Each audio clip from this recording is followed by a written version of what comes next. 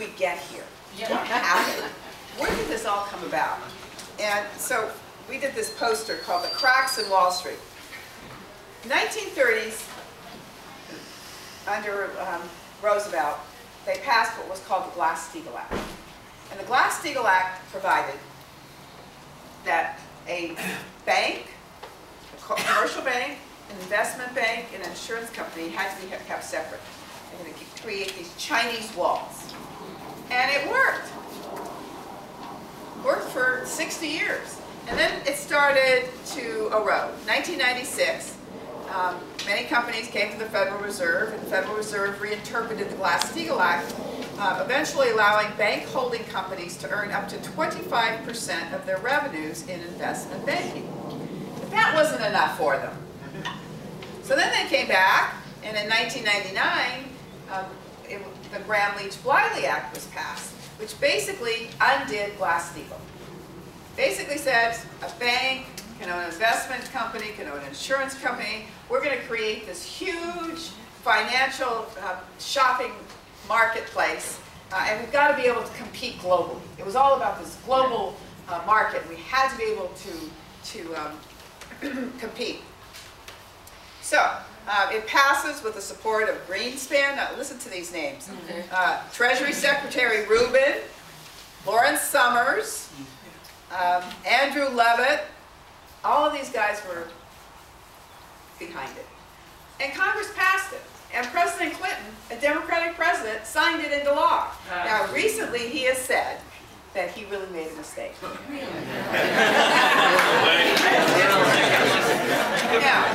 at the same time, President Clinton had appointed a woman whose name is Brooksley Bourne to the Commodities Futures Trading Commission as chairman. Now, you should take great pride in Brooksley Bourne because she was the first woman law review editor at Stanford University. Hey. She went to Washington, was working for a law firm called Arnold & Porter when she was picked to be the chair of the CFTC. And so she knew a lot about derivatives. She said, oh my gosh, look at this. We need to do something about derivatives. Well, these same rascals up there, Greenspan, Rubin, Summers, Levitt, said, oh no, you can't touch that. You can't deal with that. So she was bumped out.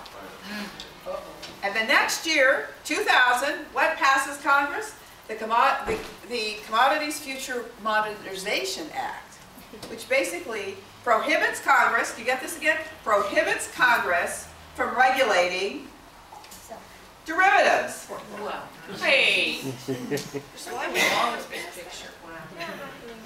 So, all the credit default swaps, derivatives. Collateralized debt obligation, derivatives. I mean, you name it, anything that's brought this country down, a derivative. And what was Congress doing? Passing laws to prohibit it from regulating them. Then, in 2004, the SEC, this is another clever one, the SEC in a basement committee room passes a regulation that lifts the cap on leverage by companies that are under their regulation from 12 to 1 to whatever. Now, when all of these companies went belly up, Lehman's, Bears, they were all leveraged 30 to 1. Oh, 30 to 1. 2005, the SEC adopts a final rule exempting stockbrokers, now this is really important, stockbrokers from the Investment Advisors Act. So that allows your local stockbroker, are these stockbrokers in the room? Allows your local stockbroker to continue to say, oh, this is a good one for you to buy. But that stockbroker has no fiduciary duty to you. So the fact that Goldman Sachs could package all of these mortgage-backed securities, know that they were bad, know that they were going to be shorted by one of their big clients, they didn't have to tell anyone anything. So that's why it all came crumbling down. It was because the voraciousness of the financial service industry to be deregulated, and a Congress and a president that was all too willing to do it. And then you had, in the last 7 years under the SEC, under Christopher Cox, in the Bush administration, an SEC chairman who reduced the number of enforcement actions 80%. Now imagine this. Reduced enforcement actions 80% on all these Wall Street firms, and reduced disgorgement actions by 60%.